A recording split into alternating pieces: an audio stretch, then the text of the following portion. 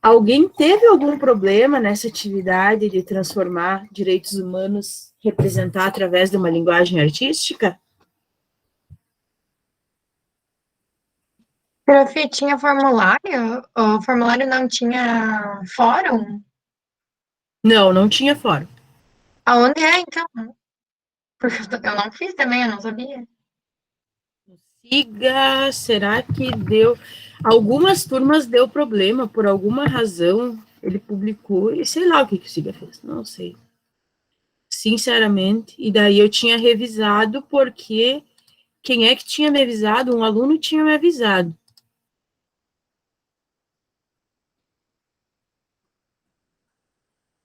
Não, não tem problema, eu queria saber se vocês tinham algum problema ou alguma dificuldade com essa atividade. Alguns de vocês, inclusive, já entregaram. Pra mim foi de boa, prof. Tava tudo no siga, bem certinho. Tudo certinho? Então, tá feito aí.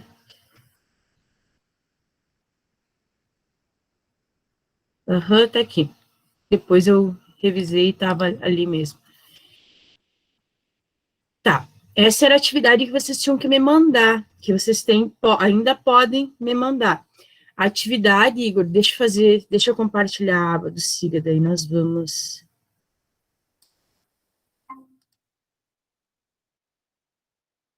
Bom dia, Josué.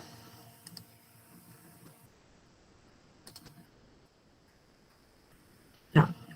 A atividade que eu tô falando é essa última aqui. Essa última vocês tinham que me enviar, tá? Certo? Que vocês tinham que ler a declaração, todos os artigos, escolher um artigo e representar em forma de e representar através de alguma das linguagens artísticas. Então, vocês poderiam desenhar. Vamos de novo. Melhorou, Josué? Só um pouquinho, pessoal, que a gente teve que abrir a sala 2 e que, inclusive, eu não estou compartilhando. Josué e Isa, vocês me escutam?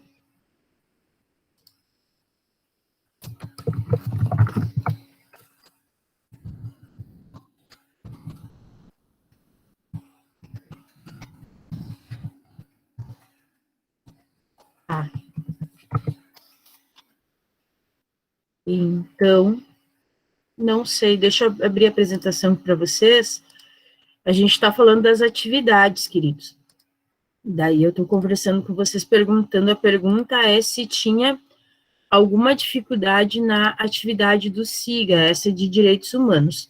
Vocês podem fazer em qualquer linguagem. Essa que tem que mandar. E daí vocês vão mandar e vão colocar no diário também. Tem que fazer as duas coisas.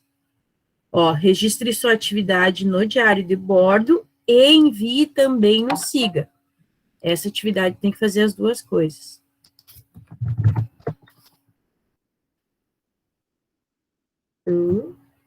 Tá. Caiu alguém. Certo?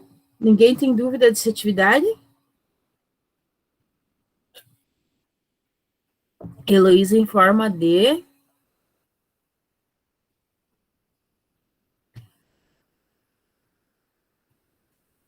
Sim, Débora, pode mandar pelo... Se alguém for fazer mais link do YouTube também, pode mandar pelo e-mail.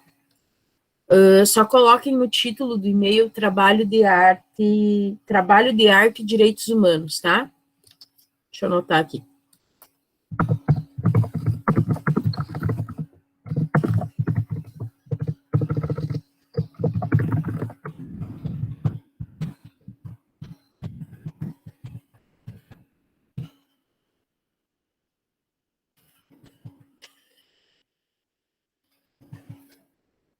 Se alguém for me mandar por e-mail, então, mas vocês podem fazer vídeo, desenho, vocês podem interpretar uma música que já existe, vocês não precisam criar uma coisa. Bom dia, Lucas. Tudo bom, querido? Então, mas a maioria de vocês já foi. Os outros dois trabalhos são sobre o diário de bordo. Esses dois, a maioria de vocês, uma boa parte de vocês já me mandou. Mas vocês não precisam me enviar exatamente agora, neste momento.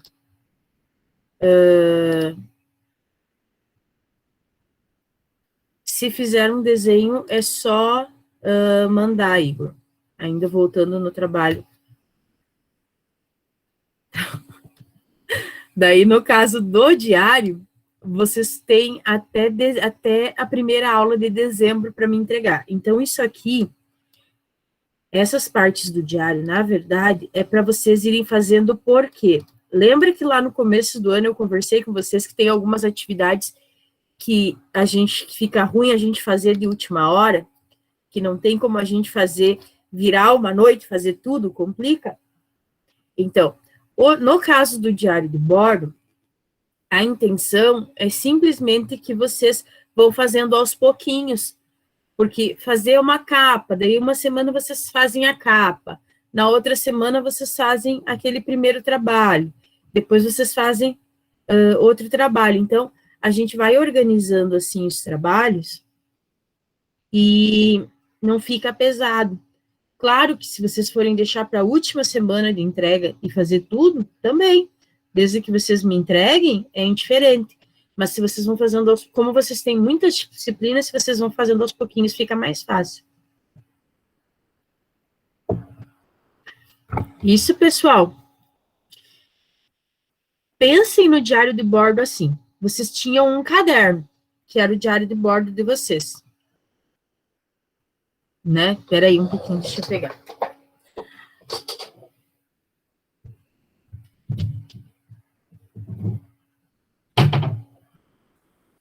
Vamos que eu acho que eu tenho um aqui.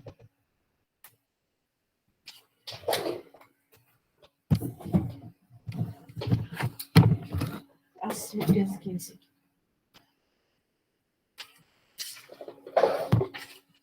A gente tinha um caderno, que era um diário de bordo, que a gente fazia, deixa eu ver se dá para aparecer para vocês, vamos parar essas apresentações. Então, tinha aqui, daí a gente tinha uma página de quem eu sou, de apresentação, aí a gente tinha a parte das regras, e a gente tinha tudo organizadinho nesse diário. O que a gente vai fazer agora? No lugar de ter um diário físico, a gente vai ter um caderno no computador. Então, vocês vão descobrir uma forma de fazer um caderno dentro do computador. E esse caderno vai ter que ter. Eu não pulei a pergunta, tá, pessoal? Débora Lazarete, eu não pulei sua pergunta, querida. Eu só estou indo aos poucos e já vou responder. Vocês vão ter que ter nesse diário. A primeira coisa, vocês vão fazer uma capa que vai ter que ter o Instituto Federal Farroupilha, Campus Frederico Westphalen, o curso de vocês, a turma, disciplina Artes, professora Mariane Martins Raposo, esta que vos fala, e nome de vocês no caso. No caso da turma 15, faz misturado com língua portuguesa. No caso das outras turmas, não. Porque quem trabalha com diário também é a prof. Luciane, que só dá aula para a turma 15. Quem quiser, tudo bem, Vitor, não tem problema, tá? Eu vou combinar certinho ainda com a prof. Luciane, e como é na internet também não vai causar grandes problemas. Depois que vocês fizerem a capa, a primeira coisa que vocês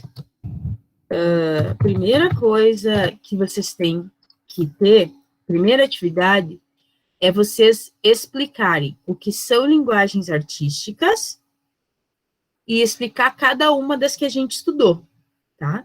Então, vocês vão explicar o que são linguagens artísticas, o que é música, o que são artes visuais e o que são artes cênicas, com as palavras de vocês.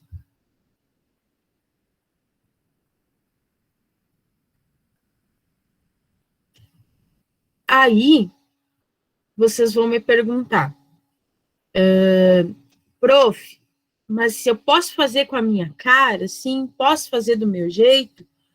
ou eu preciso fazer bem certinho, bem acadêmico, assim. Vocês podem fazer, é para fazer com a cara de vocês. É para fazer, para ter a identidade de vocês, é para ser um diferente do outro. Então, embora eles vão ter a mesma coisa, eles não vão ficar iguais. Porque vai ter a personalidade de vocês ali.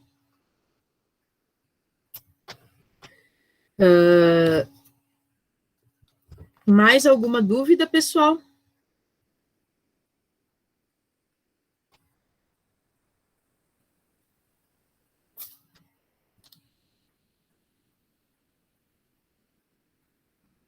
O Pedro conseguiu entrar. Pedro César. Feitoria? Podemos ir para a aula?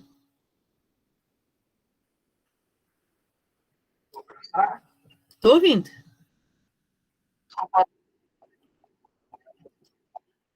Tranquilo, Lucas. Te respondi ali, tá tranquilo, tudo certo. Não se incomoda, tá, meu amor? Depois do comecinho, se tu tiver alguma dúvida, tu assiste ou tu me pergunta, tá bem? Muito obrigada por justificar.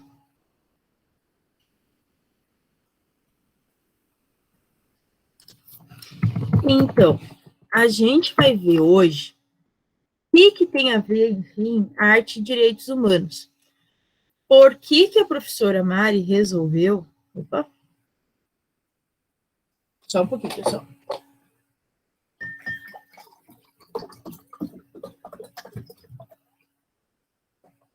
Eu vi que a Angela foi pegar alguma coisa, agora tá bom para mim. Tudo. Eu vou começar a compartilhar. São só 50 slides, tá?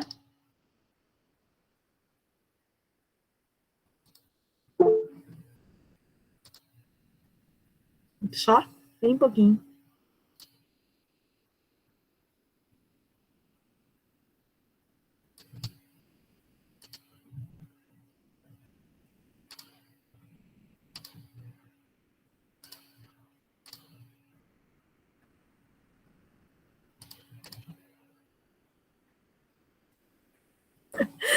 Exagerado nada.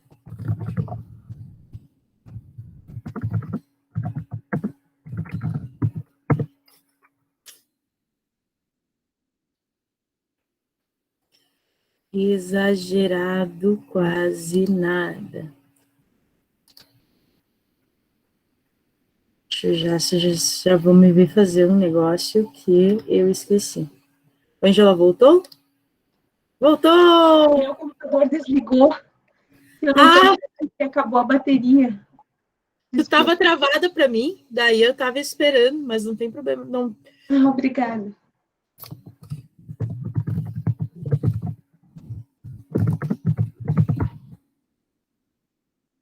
Tem que pegar a fila do RU, né, Vinícius? Deixa eu só acrescentar um... Depois eu acrescento na forma final. Eu vou ter que consertar algumas coisas nos slides, pessoal. Mas a gente vai vendo assim, depois na versão final eu acrescento para vocês, tá? E eu vou mostrar igual o que eu vou acrescentar depois. Fica tudo nas internet. São 20 slides, mas por enquanto, mas é que tem bastante foto, eu já vou me justificar. Tá todo mundo vendo?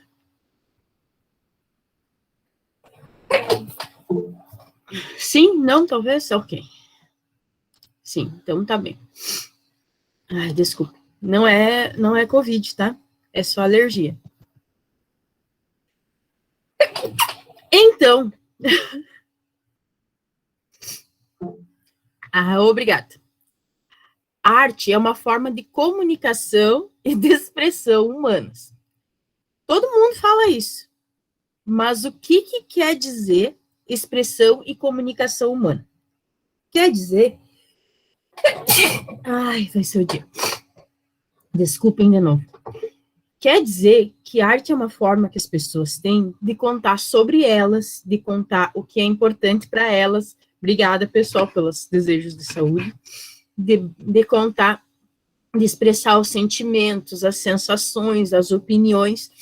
Então, a arte, ela é uma forma que as pessoas têm de comunicar, de contar alguma coisa para os outros, ou de demonstrar alguma coisa.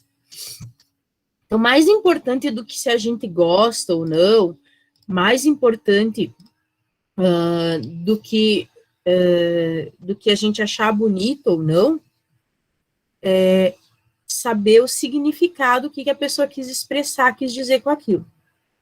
Inclusive, eu recebi uns anúncios, depois eu vou mandar nos grupos que eu salvei e printei para vocês, uns anúncios de obra de arte, que a gente estava brincando na aula sobre poética, de que então eu vou criar uma obra bem estranha e vou vender bem caro, eu vou mandar para vocês uns exemplos. Quem sabe vocês já podem abrir uma microempresa ali, o pessoal da administração administra, e o pessoal cria umas obras de arte. Depois eu vou mandar para vocês no WhatsApp, para vocês darem uma olhadinha. Mas, enfim. Né? Já vão fazer dinheiro, né? Ué. Pandemia, todo mundo empreendendo. Na Declaração Universal dos Direitos Humanos, que eu passei para vocês lerem, tem um artigo, o artigo 19, que diz assim: todo indivíduo tem direito à liberdade de opinião e de expressão, o que implica o direito de não ser inquietado pelas suas opiniões e o de procurar, receber e difundir sem consideração de fronteiras informações e ideias. E lembrem que esse documento é de 1948, por isso que ideias têm acento, por qualquer meio de expressão. Então, a Declaração de Direitos Humanos vai trazer expressão como um direito básico, como um direito inerente ao ser humano. E aí, desculpem, eu fui ver outra coisa ao mesmo tempo. Esse direito, ele vem de uma necessidade do ser humano. A declaração vai falar de tudo que o ser humano precisa para viver com dignidade, para viver uma vida plena, no sentido de plenitude, de ter todas as suas necessidades atendidas, necessidades básicas. E a comunicação e a expressão, elas são necessidades básicas. A gente tem a necessidade de discutir ideias, de discutir opiniões, de se informar, de saber o que está acontecendo. Então, essa é uma necessidade, embora a gente possa pensar que é uma coisa desinteressante, mas ela é uma coisa que acompanha a gente desde os primeiros seres humanos, desde que surgiu a humanidade. Quando surge a arte, ela surge junto com os primeiros seres humanos, com os povos ágrafos, que a gente chama, que são os povos que não tinham escrita, né, que também a gente conhece como pré-história. Os povos da pré-história, os povos antes da invenção da escrita, desde que a gente conhece, né, também produziam arte. Na verdade, eles inventaram a arte, né, e eles faziam arte em todas as linguagens, praticamente. O que mais chegou para a gente foram as artes visuais. Então, a gente tem vestígios, a gente tem hoje em dia encontrado cerâmica, cestaria, pinturas, muita coisa de arquitetura,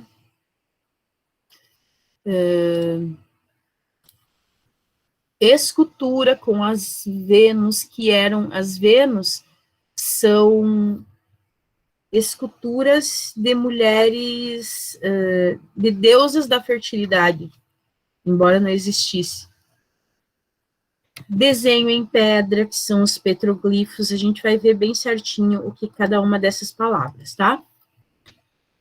Na música, eles inventam os instrumentos. Então, eles começam a modificar a voz e a usar certos... a modificar a voz e a usar certos objetos para produzir som. Nas artes cênicas, a gente vai ter danças ligadas a rituais. Então, o homem sempre teve a necessidade de se expressar com o corpo também. E o teatro, a dança, eles vêm também das imitações, da imitação de animais, da imitação de outros seres humanos, embora não tenham sido tanto seres humanos como a gente o tempo todo, né? Mas, enfim. Isso, Lucas, também. Já vamos falar sobre isso também.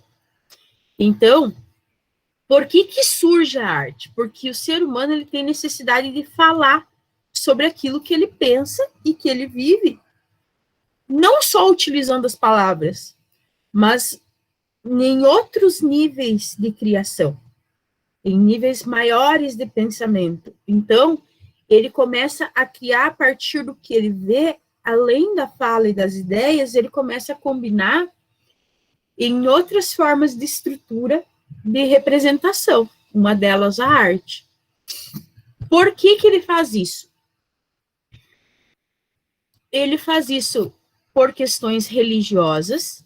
Existe uma ligação mística, não religiosa do jeito que a gente conhece hoje, mas uma ligação mística. Então, no caso das pinturas rupestres que Lucas André falou ali na outra sala, as pinturas rupestres, elas representam o cotidiano,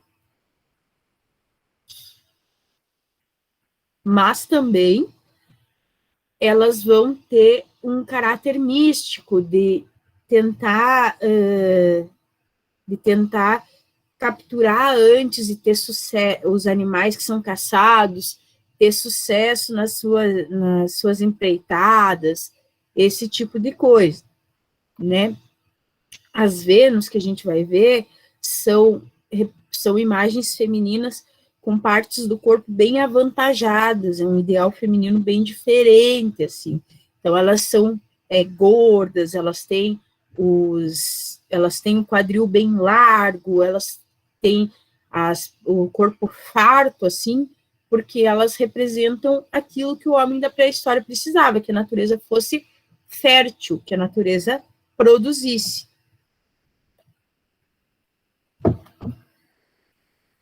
As danças, elas vão ter esse caráter de imitação, de representação, mas também vão ter um caráter de ritual, de ligação com esse mundo místico, espiritual, que ainda não era nominado. É isso que a gente compreende hoje em dia do que foi encontrado, né? Daí, claro, eu vou pedir licença para vocês para trocar ali, vou trocar de apresentação, só para mostrar outro negócio para vocês. O que acontece? A gente imagina, é isso que a gente entendeu do que chegou até nós dos homens pré-históricos, mas observem a tirinha ali do Instagram. Né?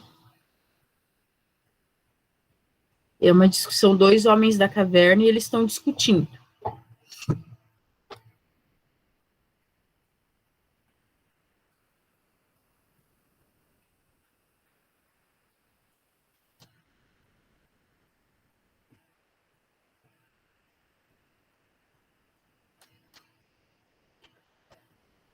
Então, a piada, onde é que está o humor? A gente vê a imagem e vê o que a gente recebeu, mas a gente não vai exatamente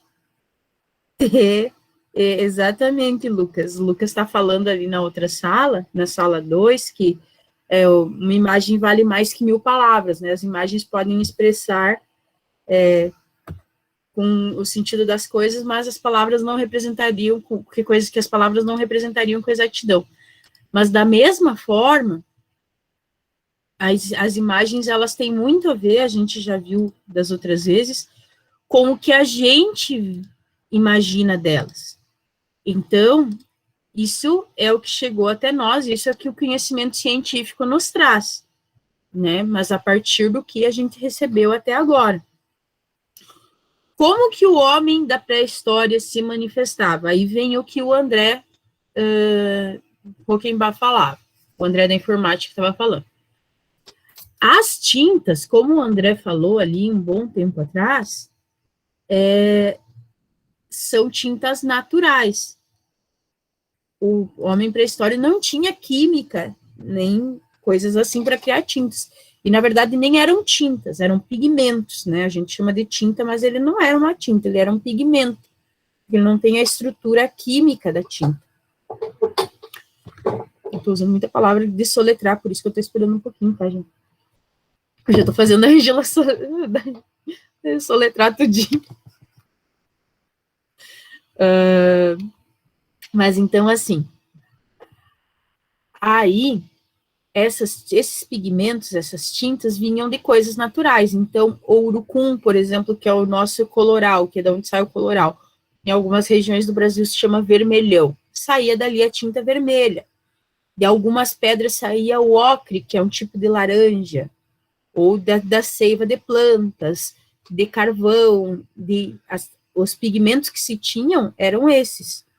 Muito diferente de hoje em dia, que a gente digita ali uma combinação de tom, de cores, e vem um tom muito diferente. Então, o vermelho, por exemplo, vinha do sangue dos animais.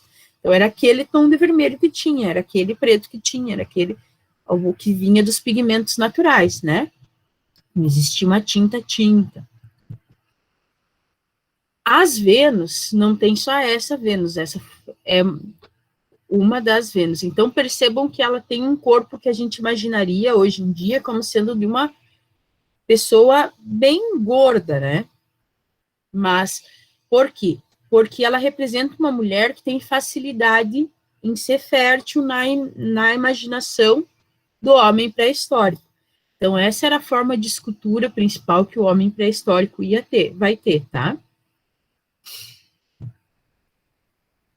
O Lucas André falou das pinturas rupestres. Nas pinturas rupestres, a gente tem, então, as duas questões. A gente vai ter nessa imagem uma representação de uma caçada bem-sucedida. Percebam que as flechas aqui, ó, estão atingindo o animal. Em outras pinturas, vocês podem observar que parece que a alma do animal está do lado, tem uma sombra, como se fosse o espírito do animal. Então, eu estou capturando, imagina-se que eles estavam capturando o espírito do animal, para que durante a caçada o animal já tivesse capturado, assim. Então, já está capturado, eles já fizeram um processo lá para capturar, então eles só iam concluir a caçada na parte prática.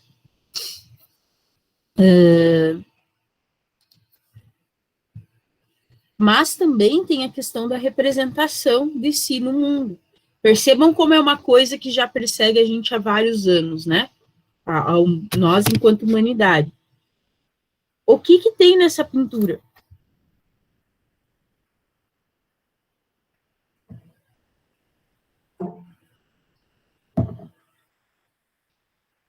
Mãos. Exatamente. Mãos. É uma forma de representar a si mesmo, de representar que passou por aquele lugar.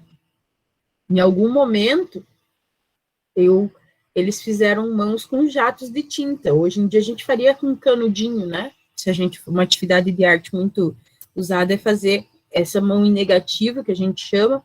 Por que em negativo? Porque eu não estou pintando a mão exatamente, eu estou colocando a mão e pintando em volta dela. E então, imagina-se que essas mãos estão representando que eles passaram por ali, estão representando que eles existem, que eles têm consciência de si no mundo. Então, é nesse sentido. Também outra possibilidade é de que fosse uma informação para outras pessoas. Eles eram ágrafos, eles não tinham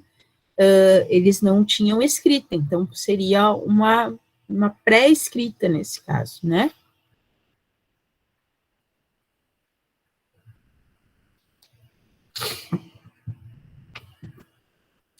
Existem também os petroglifos.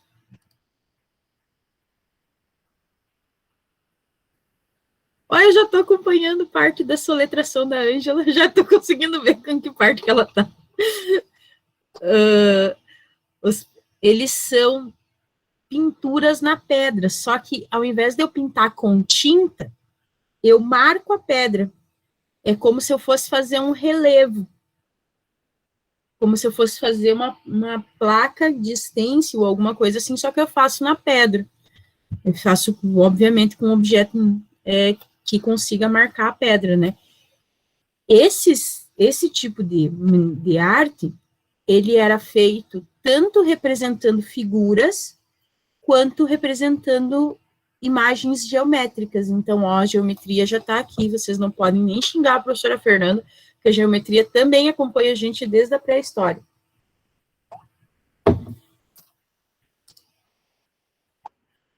E ela não me pagou para falar isso. Pode falar, quem que tá falando? Lucas que tá falando?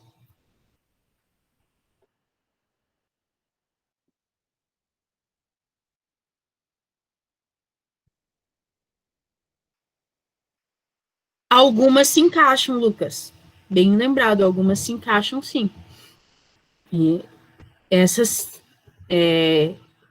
esse tipo de arte, ele vai estar presente aqui no Brasil, vai estar presente na África, vai estar presente na América do Norte, vai estar presente em várias regiões do planeta.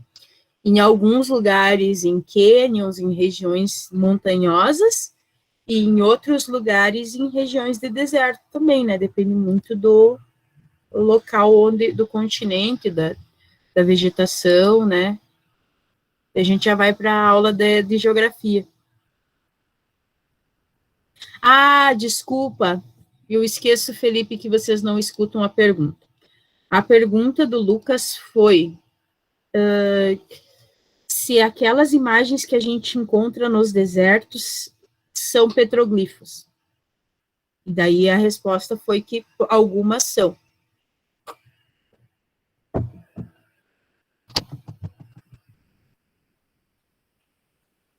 Isto?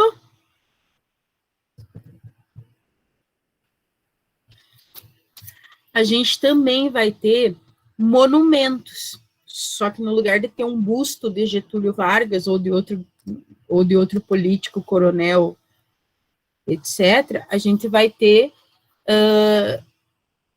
alguns outros tipos de arte. Nesse caso, o que a gente chama de menhir, ou no plural, menires, que são pedras esculpidas e posicionadas em determinadas formas. Por que não? Como é que eu sei que não é uma pedra aleatória?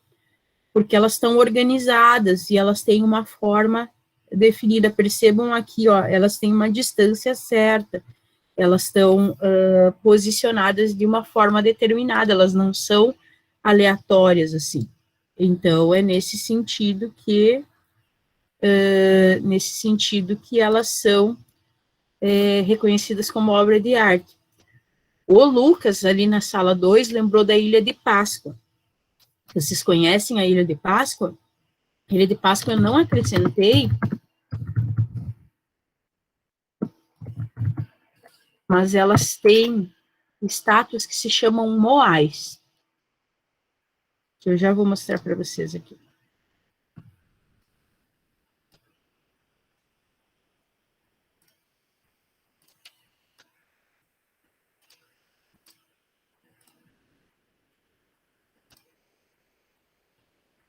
Quase saí do negócio. Que são essas estátuas aqui. E as mais conhecidas são nesse formato aqui. Em algumas fontes, elas consideram, sim, os moais como menhir, em outras não, por isso que eu não coloquei, Lucas, mas sua linha de raciocínio está certa, tá?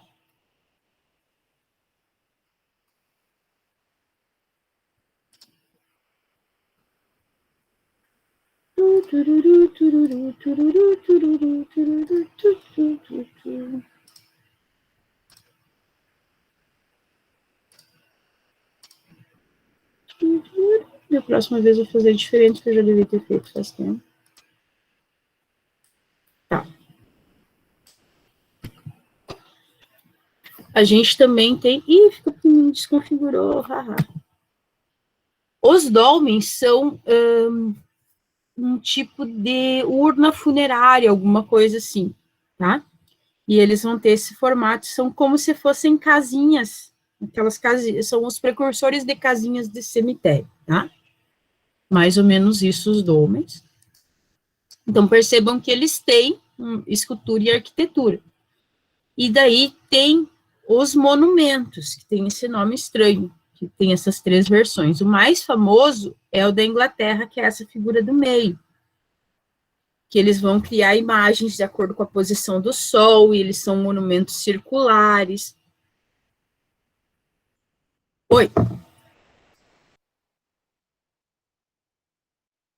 Isso. O Lucas perguntou, pessoal, se não seriam os monumentos de Stonehenge. O do meio, sim. O do meio é. Eu vou fazer diferente. Eu vou compartilhar toda a minha tela com vocês, que daí a gente vai... Eu não preciso estar mudando as apresentações toda vez. Já deveria ter feito isso.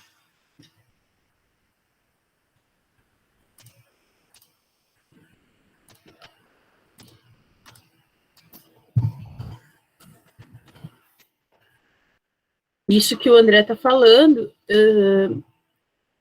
é essa estrutura, né? Stonehenge, ou como se fala, né? Enfim. Mas é essa estrutura, sim, que tem diversos significados, provavelmente tem a ver tem ligação com significados místicos, tá? Oi.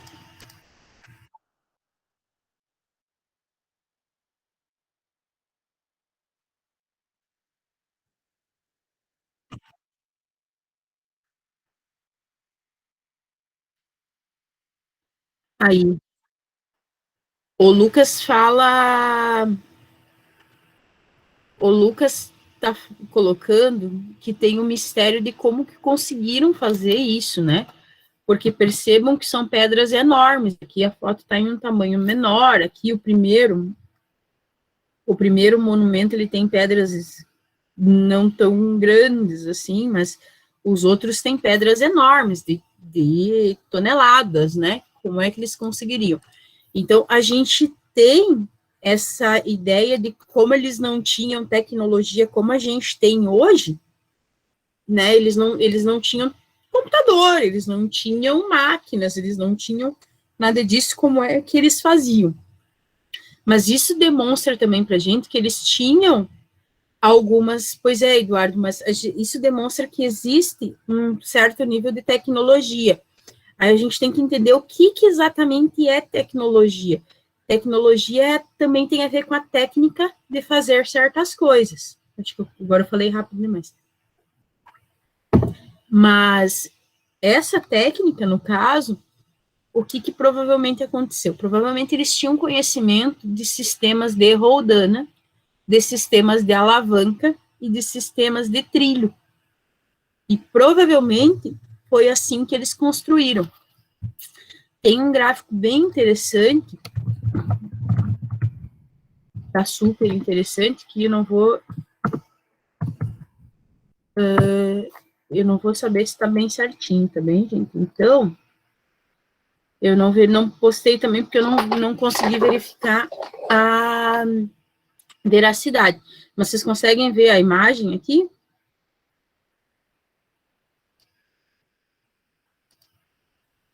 Vamos considerar os moais como monumentos também, ó. Percebam que, de alguma forma, tem trilhos, de alguma forma, tem... no braço não vai.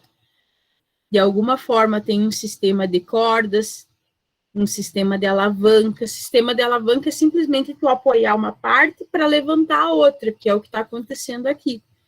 Então, essas técnicas, elas foram sendo desenvolvidas.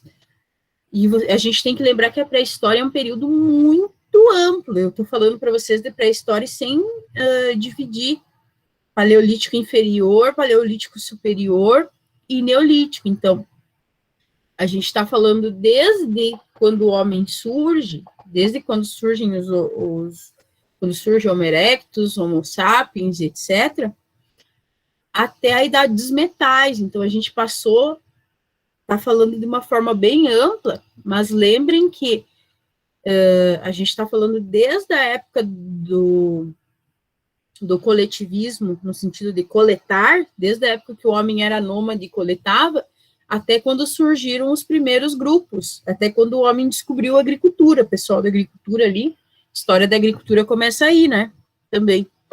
Quando o homem descobre, o homem só pode começar a criar os primeiros núcleos de habitação quando ele descobre como plantar e como ele descobre como criar os animais sem precisar caçar. Então, assim ele descobre, assim ele consegue desenvolver. Percebam que a gente está falando em milhares, milhões de anos, então vai ter uma evolução do conhecimento e das técnicas nesse tempo, né? Vocês podem ir me interrompendo, tá, gente? Se eu não ver alguma mensagem no chat, vocês me avisem. Isso, o Lucas fala aqui que é semelhante ao sistema de construção das pirâmides, é por aí. No Brasil, a gente vai ter representações da pré-história em todas as regiões.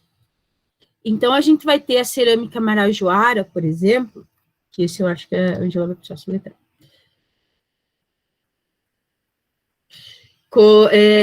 Que ela vai vir desde essa época e até hoje ela é presente na região amazônica.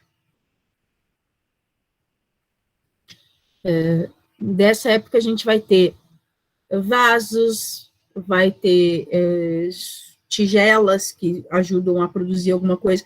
Pensem que enquanto eu não tenho uma tigela, a gente pensa, isso que o Lucas falou é importante, porque a gente pensa assim, uma tigela, uma coisa simples, mas enquanto eu não tenho uma tigela, é muito difícil eu conseguir começar a fazer pães. Então muda toda a história, a cerâmica, nesse caso, vai mudar toda a história da alimentação, e toda a história da sobrevivência do ser humano, vai mudar a questão de que ele vai poder guardar água, né? Então, quando eu falo de núcleos urbanos, coisas que são simples, são descobertas fantásticas nesse sentido, porque sem um vasilhame específico, eu não consigo guardar água, então eu não posso ficar num lugar que vai ter uma seca, eu vou ter que ser nômade, vou ter que viver me mudando. Mas mais do que isso, ela tem vários significados. Lembra lá dos petroglifos que eu falava da geometria? Olhem os desenhos da cerâmica marajoara. E agora eu compliquei a vida da Ângela com 2 palavras.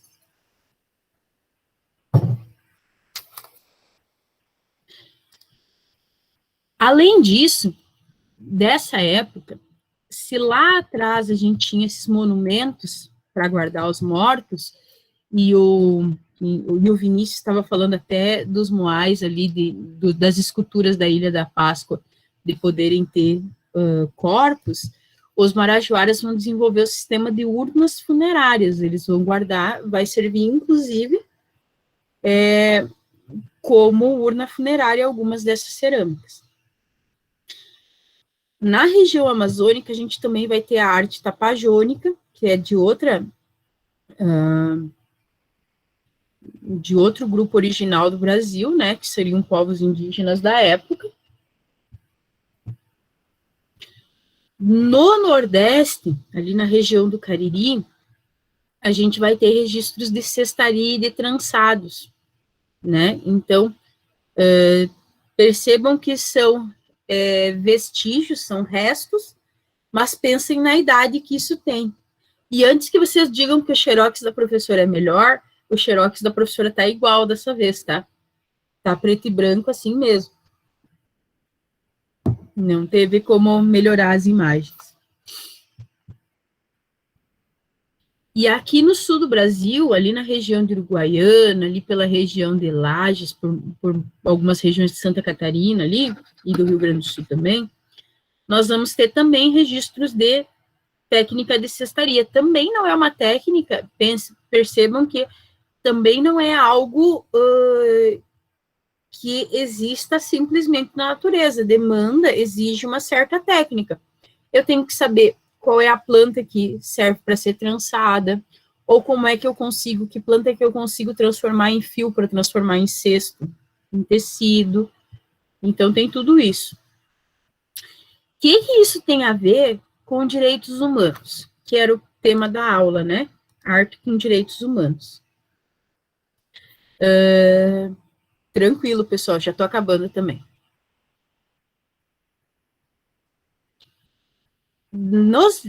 Com relação aos direitos humanos, eu vou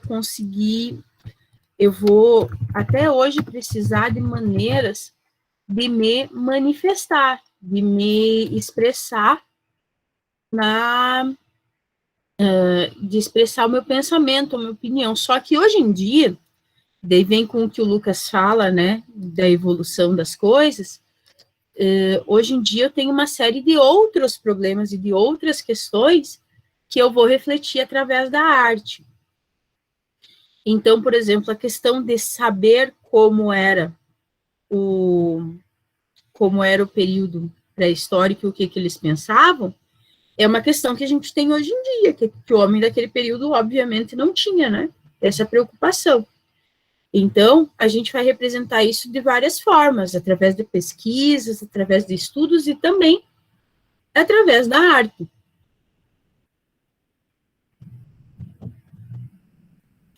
Exato, o André tá perguntando se a pré-história no Brasil, os povos viviam na natureza e conviviam com os animais. Sim, exatamente isso.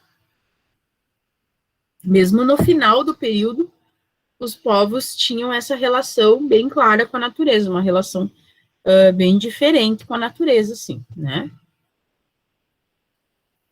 Hoje em dia, a gente vai produzir fotografias, vídeos, vai produzir obras de arte que não vão seguir normal, ou não vão retratar exatamente o que existe na natureza, mas vão representar muitas vezes mais o pensamento da pessoa. Então, por exemplo, se eu pego uma obra de arte surrealista, né, vamos pegar aqui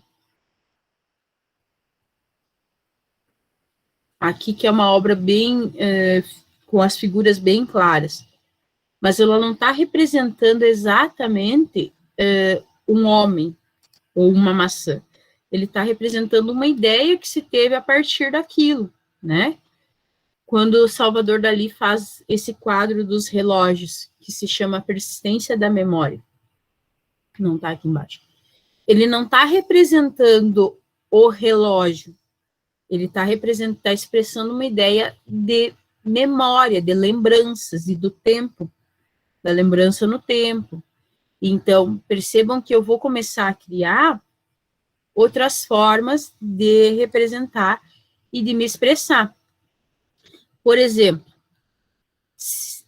esse é um perfil de um fotógrafo mineiro que me autorizou a usar, tá?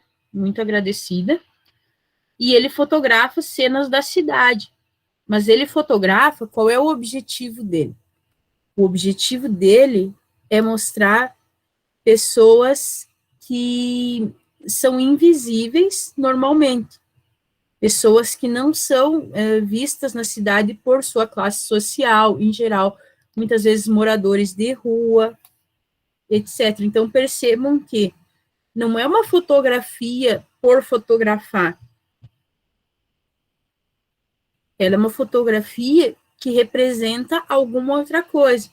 Lembrem lá no final do primeiro período de atividade remota que eu pedi para vocês representarem a quarentena de vocês em fotografias, em desenhos e escrever sobre elas. Não, eu não esqueci de enviar as cartas, tá? Serão enviadas um dia. Mas a fotografia, por mais que ela seja de um objeto pessoal, por mais que ela seja de um objeto...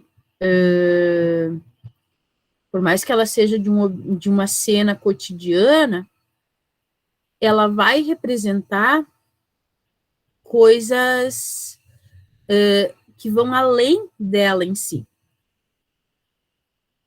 E nesse sentido que a arte ela vai funcionar como expressão e comunicação. Só que a gente tem que tomar cuidado, porque esse direito de liberdade de expressão, ele tem limites. A gente costuma achar que os direitos não têm limites, mas depois no Siga vocês vão dar uma olhadinha num filme da FGV que fala sobre isso. A minha liberdade de opinião sobre a função das caixas d'água, ou sobre qualquer outra coisa, desculpa, Angela, que foi a primeira coisa que eu olhei na janela. E essa opinião é uma coisa que eu posso emitir, mas eu não posso ofender uma pessoa, eu não posso gerar uma informação falsa, eu não posso ferir a honra de uma pessoa. Então, a liberdade de opinião, às vezes a pessoa tem liberdade de opinião e expressão como uma coisa que ela pode falar e publicar o que ela quiser. Então, percebam que a gente vem com uma necessidade desde lá do início dos tempos, mas essa necessidade, ela tem limites, né? Ela precisa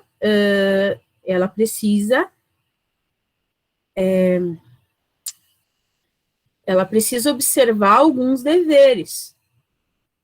E, assim, eu tenho liberdade de opinião e de expressão desde que eu não conte uma mentira. Eu tenho liberdade de expressão e opinião desde que a informação seja verdadeira, né? Eu não vou criar uma informação. Hoje em dia a gente vive, por exemplo, o processo de deepfake.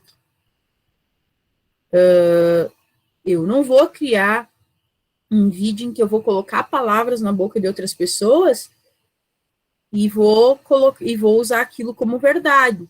Então, é importante que a gente lute e que a gente mantenha, porque esse direito, essa necessidade é uma necessidade que vem da gente desde sempre. E na arte ela é representada durante toda a história da arte, durante todo o tempo. Mais para frente a gente vai ver como em alguns momentos ela é ferida e como em alguns momentos ela encontra algum tipo de resistência. Por exemplo, lá na Idade Média, algum período da Renascença, as mulheres não poderiam cantar em corais de igreja, que eram os principais meios de trabalho de músicos. Ou não poderiam nem produzir obras de arte, não seria considerado. Então, nem sempre esses direitos foram respeitados.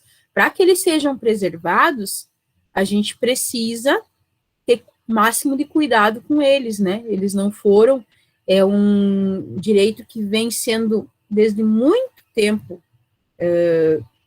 demandado. Beijo, Gabi, já estou acabando. Mas ele precisa ser conservado. Era mais ou menos isso para a aula de hoje, pessoal. O Lucas André fala do exemplo da Guernica como obra de arte para representar alguma coisa, né? Eu vou postar para vocês no Siga depois, agora que eu fechei os compartilhamentos. Eu vou pedir para vocês, eu vou postar o material no Siga, tá? Com esse material e com um material extra que eu vou postar, vocês vão criar no diário de bordo de vocês um dicionário de obras de arte da pré-história.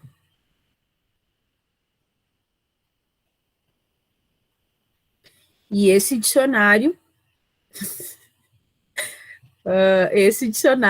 ele vai, eu vou colocar os termos que vocês têm que explicar, vocês vão explicar com as palavras de vocês, usando material de referência, e podem colocar imagens e vão pesquisar, devem pesquisar imagens que vocês acham que representa aquilo. Tá bem?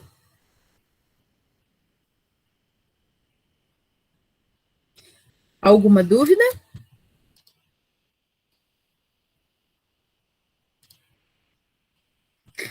Merece. O Felipe está sendo sarcástico hoje. Felipe, a gente não faz tudo que a gente quer, né? A gente faz o que a gente quer, mas o que a gente precisa também. Eu sei, tô brincando contigo, querido. Vou até interromper a gravação que a gente pode brincar.